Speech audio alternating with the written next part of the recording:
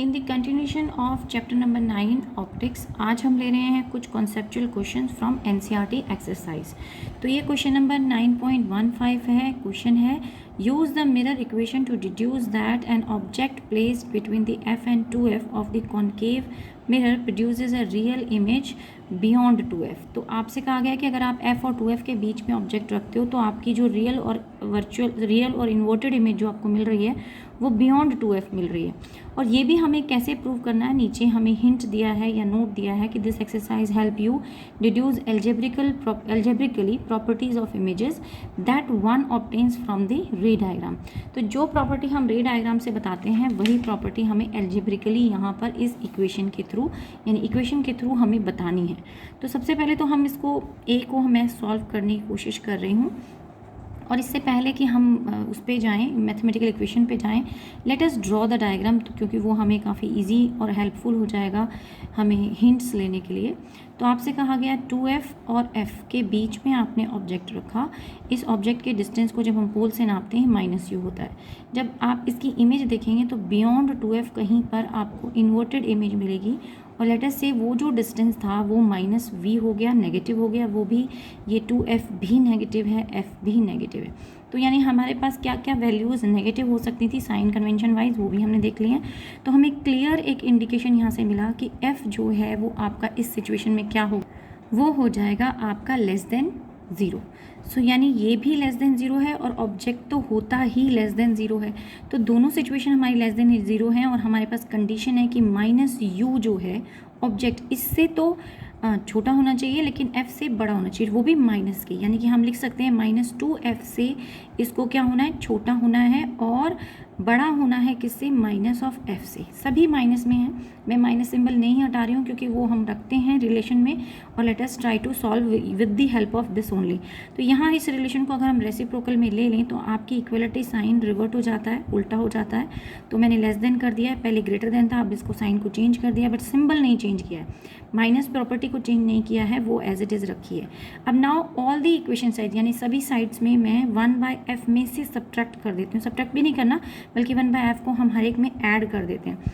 तो आपकी equation change हो जाएगी और हमारे पास v का टर्म आ जाएगा -1/f। Now you may notice कि दिस साइड विल बी 0।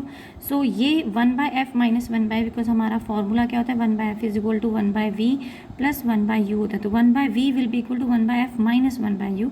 तो मैं यहाँ चेंज करके इसको मैं लिख देती हूँ, इक्वलिटी साइन वही रखेंगे लेकिन 1/v रख देते हैं और इस तरफ इक्वलिटी की वजह से 0 आ जाता है क्योंकि ये पार्ट तो 0 हो जाएगा। और इसे सिंप्लीफाई करेंगे तो you will gate 1/2 of f। तो ये रिलेशनशिप हमारे पास आ गया। या मैं इसकी इक्वलिटी अब चेंज करते हुए यानी रेसिप्रोकल हटा दूं तो फिर आपके पास रिलेशनशिप आ जाना चाहिए दैट 2f जो है इज़ ग्रेटर देन v। ये इक्वलिटी 0 वाले को नहीं बल्कि f और 2f को, इनको ही कंपेयर करें कि वो बियॉन्ड 2f बननी चाहिए। तो हमें यही देखना है। तो मैंने इक्वलिटी यानी रेसिप्रोकल हटा दिया और 2f इक्वलिटी साइन भी चेंज हो गया। बट अगेन अगर आप इसको दोनों साइड माइनस लगाएं, क्योंकि फिगर में बिल्कुल क्लियरली मैंशनड है कि सब क्या होनी चाहिए, कन्वेंशन वाइज नेगेटिव होना चाहिए। तो मैं अगर यहाँ माइनस लगा देती हूँ इस स्टेप में, नहीं नेक्स्ट स्टेप में लगाती हूँ क्योंकि मुझे इक्वलिटी रिवर्ट करना पड़ेगा। तो फिर आपका -2f जो है वो लेस देन -v हो जाएगा। तो आप देख भी रहे हैं फिगर में कि -v जो है वो मेरा मैग्नीट्यूड वाइज ज़्यादा है और -2f जो है फिगर में वो कम है। तो ये इक्वलिटी से भी हमारे पास ये रिलेशनशिप आ गई। आप चाहो तो इसको मैग्नीट्यूड के फॉर्म में भी लिख सकते हो कि magnitude of 2f is less than the magnitude of v, क्योंकि हमारा पास जो कन्वेंशन वाइज होती है वो नेगेटिव रिलेशन लेके चलते हैं। तो हम आते हैं बी पार्ट पे। बी पार्ट में क्या पूछ रहा है वो देख लेते हैं।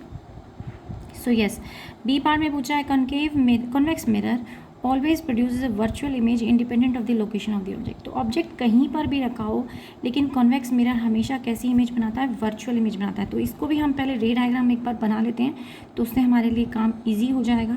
सो ये आपके पास कन्वेक्स मिरर हो गया। आपने कहीं पर ऑब्जेक्ट रखा, रे स्ट्रेट जाएगी, रिवर्ट करेगी, दूसरी रे सपोज आपने पोल पे करा दी, वो भी डाइवर्ट हो जाएगी वहाँ से, एंड जहाँ पर ये दोनों मिलती हैं वहाँ पर आपकी इमेज बन जाती है। तो हमें पता है इमेज डिस्टेंस v वो क्या है, पॉजिटिव, ऑब्जेक्ट डिस्टेंस क्या है, माइनस, और फोकल लेंथ क्या है वो भी पॉजिटिव। तो वही रूल यूज़ करते हैं।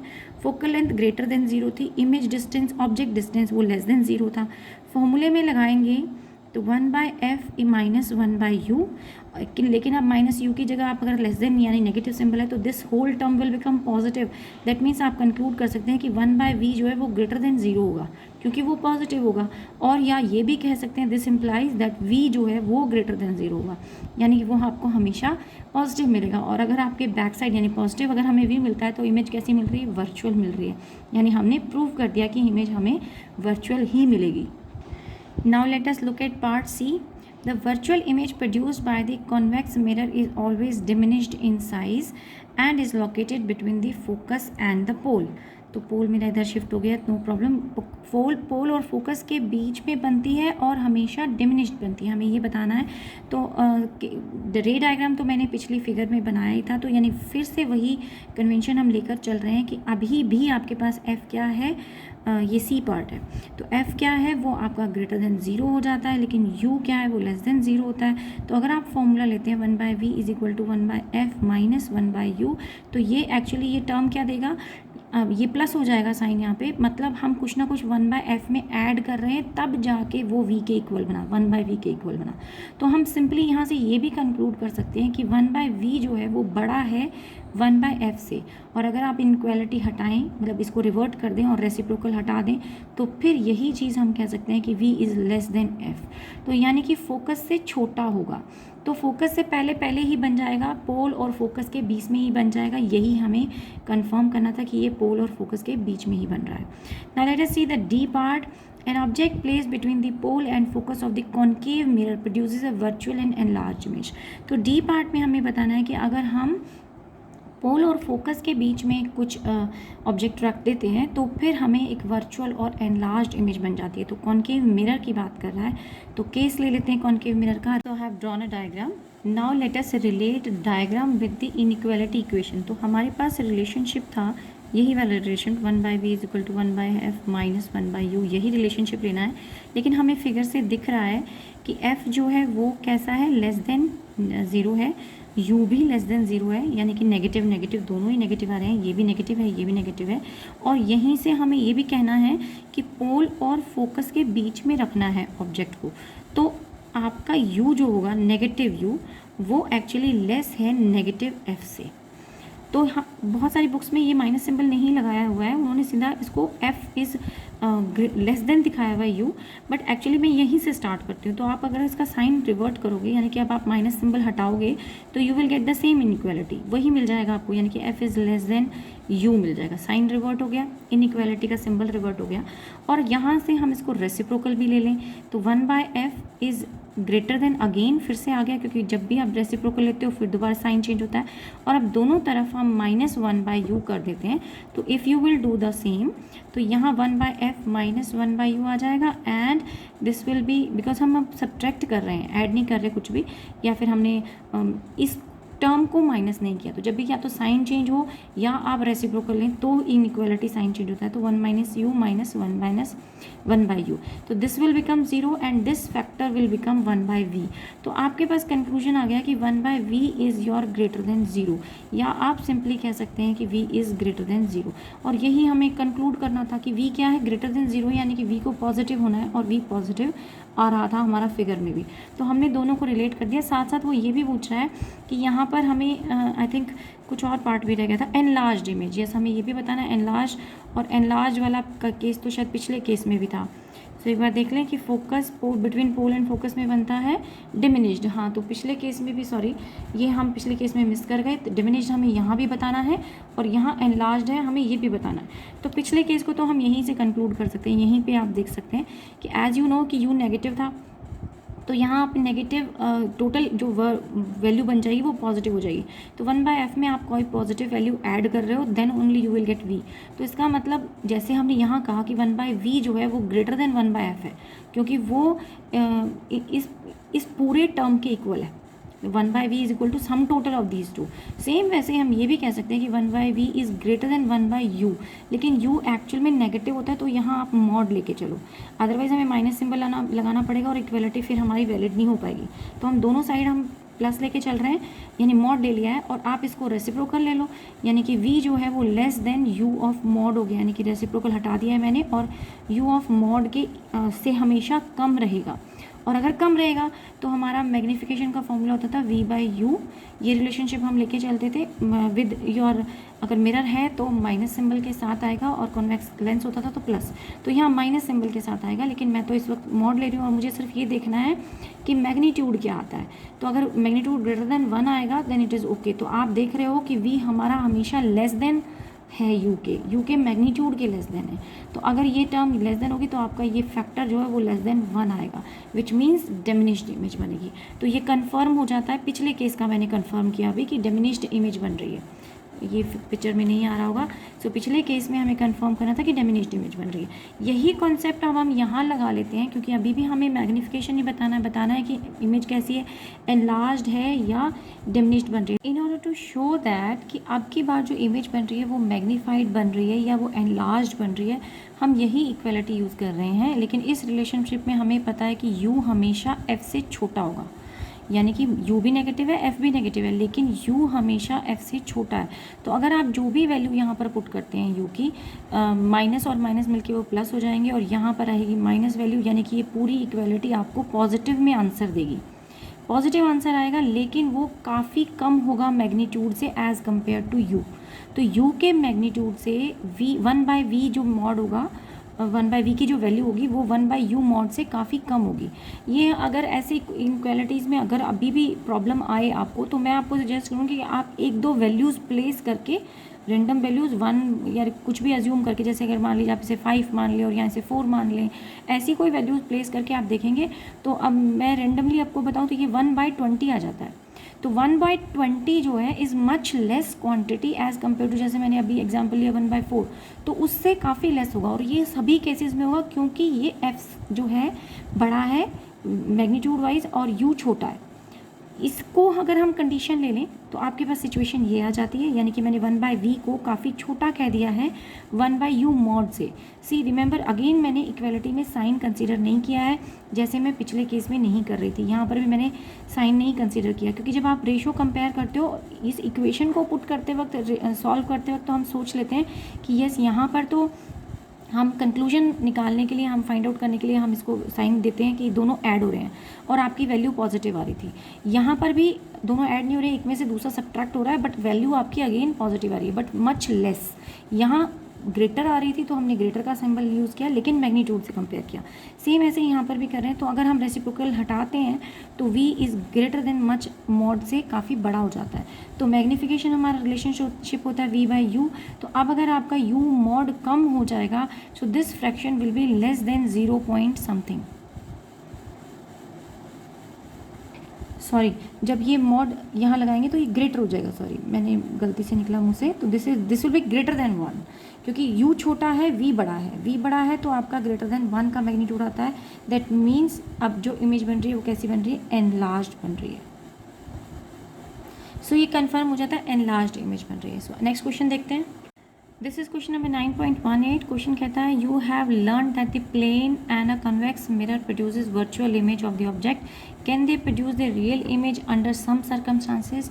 Yes, they can produce the real image. और वो कब बनती है, जब वर्चुअल इमेज बनती है। फॉर एग्जाम्पल अगर हम कॉम्बिनेशन ऑफ लेंस और मिरर ले लें, या ऐसे बहुत सारे न्यूमेरिकल्स हमने बीच में किए भी थे, जहाँ पर हमने देखा है कि अगर पहला लेंस एक वर्चुअल एक इमेज बनाता है और वो इमेज जो है वो सेकेंड वाले के लिए ऑब्जेक्ट का काम करती है, तो वो ऑब्जेक्ट क्या कहलाता है, तब वर्चुअल ऑब्जेक्ट कहलाता है। तो अगर ऐसी सिचुएशन है तो दोनों ही प्लेन मिरर भी और कॉन्वेक्स मिरर भी दोनों ही आपको रियल इमेज देते हैं, जैसे कि कंपाउंड माइक्रोस्कोप में हमें मिल रही थी, एस्ट्रोनॉमिकल टेलीस्कोप में हमें मिल रही थी, या फिर अगर हम वहाँ तो लेंसेज यूज़ हो रहे थे, लेकिन ऐसे ही हमने प्लेनो कनकेव मिरर वाला भी एक केस किया है जहाँ पे रिफ्लेक्शन के बाद हमें रियल इमेज मिल रही है। तो मैं यहाँ पर एक डायग्राम बनाने की कोशिश करती हूँ।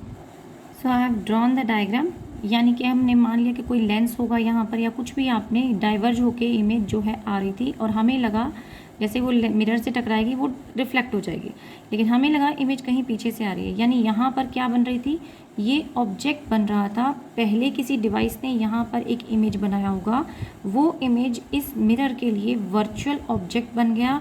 और फिर हमें ऐसे लगा कि जो यहाँ से आने वाली रेडिएशन है वो एक्चुअली यहाँ से नहीं बल्कि वो कन्वर्ज कर रही है यहाँ पर, और ये बन गई हमारी final image.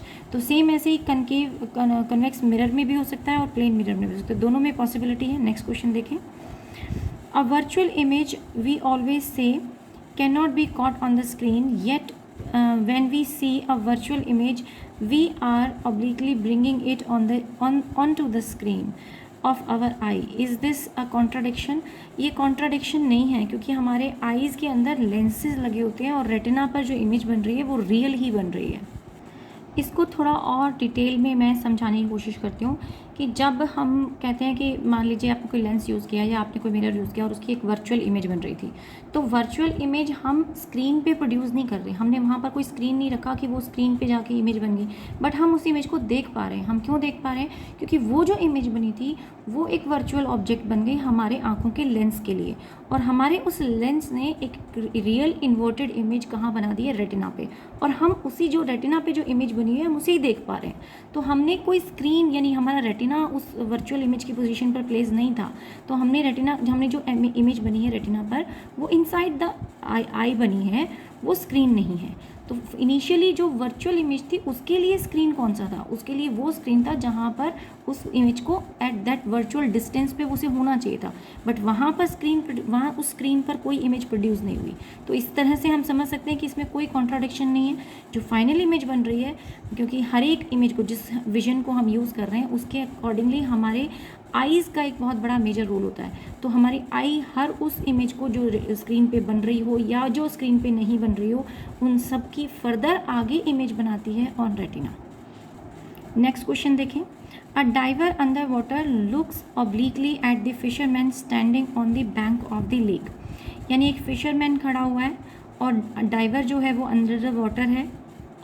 Would the fisherman look taller और shorter to the diver then his actual size? मतलब उसको अपने एक्चुअल साइज़ से वो जो फिशरमैन खड़ा हुआ है वो उसको छोटा दिखाई देगा डाइवर को जो इनसाइड द वाटर है, या बड़ा दिखाई देगा? तो इसकी तो हम रे डायग्राम बहुत ही आसानी से बना सकते हैं।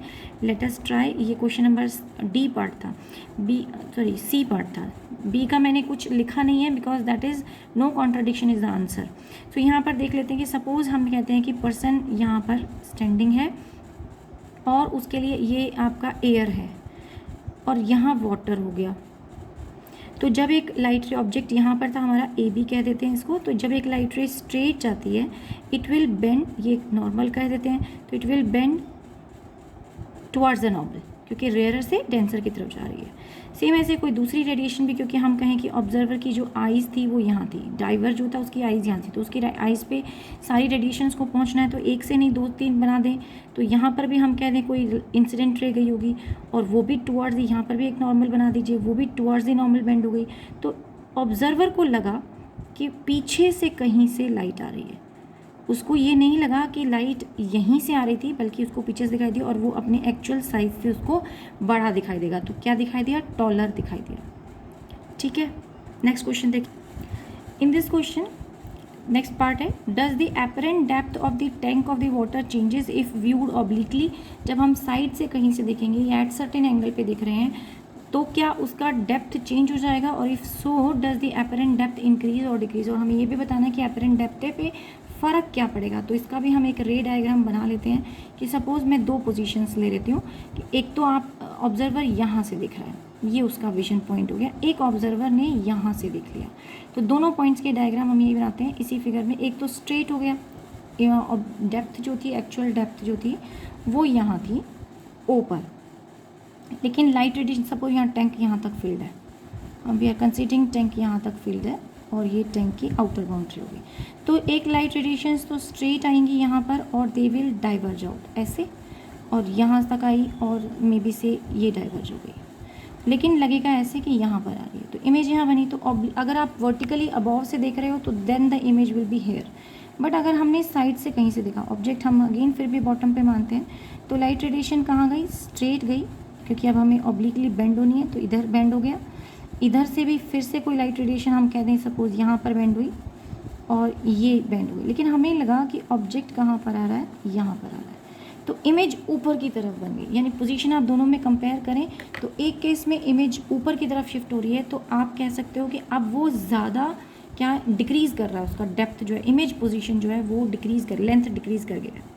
और डिफरेंस कितना आया है उसको मैं यहाँ इससे दिखा देती हूँ कि इस पॉइंट का तो डिफरेंस, ये तो अब बनी है, ये पहले बनी थी, तो इन दोनों में डिफरेंस अब हमारे पास आ गया, तो this is the difference.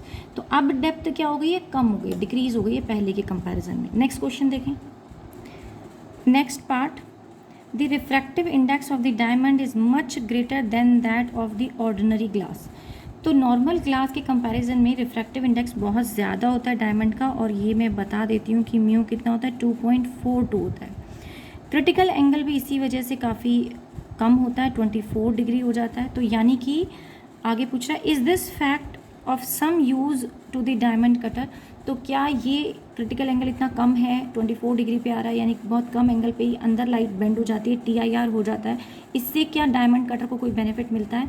Yes मिलता है, और वो ये मिलता है कि 24 डिग्री से लेकर वो 19 डिग्री तक इसके अंदर अलग अलग तरह की शेप्स के कट दे सकता है, ताकि डायमंड की क्वालिटी को इम्प्रूव किया जा सके या और मल्टीपल टोटल इंटरनल रिफ्लेक्शंस करवाए जा सके, उसके अंदर जो स्पार्कलिंग इफेक्ट है उसको एनहांस करने के लिए। तो यही बेनिफिट है। नेक्स्ट क्वेश्चन देखें। 27th क्वेश्चन है, a person looking at a person wearing a shirt with a pattern comprising vertical and horizontal lines is able to see the vertical line more distinctly than the horizontal line. What is this defect? Okay, ये शायद question मेरे इसमें by mistake आ गया है, क्योंकि अब ये portion हमारे उससे कट गया है। एक्चुअली ये डिफेक्ट है, मैं वैसे ही रफली बता देती हूँ। This is a defect in vision, और इसको कहते हैं एस्टिग्मेटिज्म। और इसके अंदर क्या होता है, हॉरिजॉन्टल और वर्टिकल लाइंस में से एक लाइंस दिखती हैं, दूसरी लाइंस हमें नहीं दिखती। तो ये सब नहीं करना है हमें, तो हम इसे we are leaving it. Coming to the 32 question, ये बाय मिस्टेक प्रिंटिंग में आ गया, या I have taken this from the net only, और वहीं से मैंने कुछ क्वेश्चन प्रिंट ले लिए थे। क्वेश्चन नंबर 32 देखें। The angle subtended at the eye by an object is equal to the angle subtended at the eye by the virtual image produced by a magnifying glass. In what sense then does a magnifying glass provide angular magnification? Okay, तो यहाँ ये कहा जा रहा है कि angle जो आई subtend कर रही है, आई पर एंगल जो बन रहा है बाय द ऑब्जेक्ट ने जो बनाया, और जो एंगल सबटेंड किया बाय द वर्चुअल इमेज, वो जो आई पे बना वो भी आपका इक्वल है, वो दोनों इक्वल होते हैं एंगल। तो फिर मैग्नीफाइंग ग्लास, किसी भी मैग्नीफाइंग ग्लास की बात हो रही है, तो in what sense does a magnifying glass produces angular magnification. तो जब एंगल दोनों पर, जो आई ऑब्जेक्ट आई पे एंगल बना रहा है और जो आई पीस यानी कि जो इमेज आई पे एंगल बना रही है, अगर वो दोनों सेम है तो फिर मैग्निफिकेशन कैसे प्रोड्यूस हो रहा है। पहले तो हम इस क्वेश्चन को एक बार डायग्राम से समझते हैं कि वो पूछ क्या रहा है, और फिर हम उसका आंसर भी वहीं डायग्राम से हमें मिल जाएगा। तो ये 32 का ए पार्ट है, डायग्राम बनाने की कोशिश कर रही हूँ। सपोज़ ये आपका एक नॉर्मल मैग्नीफाइंग ग्लास है जिससे आप ले रहे हैं, और पहले ऑब्जेक्ट कहाँ रखा होता था, लीस्ट डिस्टिंक्ट विजन पे। अगर हम नॉर्मल विजन के लिए बात करें तो वहाँ हम 25 सेंटीमीटर पे ऑब्जेक्ट को रख पाते हैं, उससे क्लोज़र आप उसे रखोगे तो क्लियर आप उसे देख नहीं पाओगे। तो लेकिन यहाँ हम क्या करते थे, जब हम आईपीस मैग्नीफाइंग ग्लास नॉर्मली हम लेकर चलते हैं, तो उस केस में हम फोकस से भी पहले ऑब्जेक्ट को रखते हैं ताकि उसकी वर्चुअल इमेज बन सके। तो जो ऑब्जेक्ट ने इमेज एंगल सबटेंड किया आपके आईपीस पे, या ये कह लीजिए सिंपल माइक्रोस्कोप के ग्लास पे, वो था आपका बीटा एंगल। यही रे आपको पीछे से आती हुई दिखती है, और यहाँ पर एक यानी डिस्टिंक्ट विजन पे एक मैग्नीफाइड इमेज बन जाती है, वो भी एंगल बीटा ही सस्पेंड कर रही है। तो ये कह रहा है कि दोनों सबटेंड तो सेम ही एंगल कर रहे हैं। जो इमेज बन रही थी उसने भी बीटा एंगल बनाया, ऑब्जेक्ट बन रहा था उसने भी बीटा एंगल बनाया, फिर मैग्नीफिकेशन कैसे हुआ। तो हम ये एक्सप्लेनेशन दे सकते हैं कि जब आप नॉर्मल विजन पे देखते हो तो आप 25 सेंटीमीटर से पास ऑब्जेक्ट को नहीं ला सकते। तो अगर आप ऑब्जेक्ट उससे पास नहीं लेके आएंगे तो ऑब्जेक्ट की मैग्नीफाइड इमेज नहीं बन पाएगी। बट यूजिंग दिस लेंस हम ऑब्जेक्ट को उसके नॉर्मल डिस्टेंस 25 सेंटीमीटर से भी पास ले आए, और उसकी आपने एक मैग्नीफाइड इमेज देख ली। इस सेंस में हम कह रहे हैं कि मैग्नीफिकेशन हुआ। तो एडवांटेज सिर्फ इतना है कि we can place now the object closer to the least distinct vision, काफ़ी पास हम लेंस के रख के देख सकते हैं। यही एक कंडीशन होती है कि सिंपल माइक्रोस्कोप में कि ऑब्जेक्ट को आपको काफ़ी पास रखना पड़ता है, then only you will be able to see the clear image और मैग्नीफाइड इमेज हमें मिलती है। तो मैग्नीफिकेशन इस वजह से हो रहा है बिकॉज हम उसको काफ़ी पास रख रहे हैं। नेक्स्ट क्वेश्चन देखें।